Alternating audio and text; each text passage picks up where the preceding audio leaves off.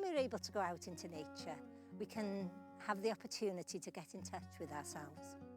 Each time we take a step outside, we can notice the weather. We can notice it through seeing it, feeling it, hearing it, smelling it, and even tasting it.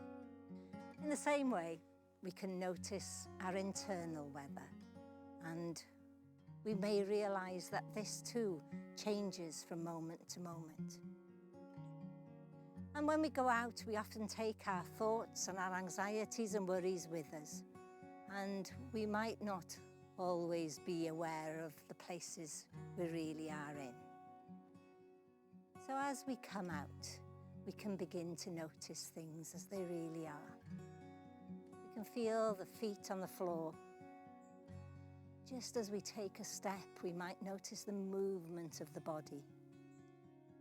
We might be able to be aware of the trees, the leaves, the changing in the colours.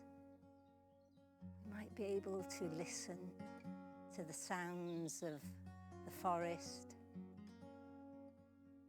So each time that we notice that our mind wanders, we can gently and kindly bring it back to where we want it to be. Paying attention in a kind and a mindful way can be like the sun. It can illuminate our experience and even transform it.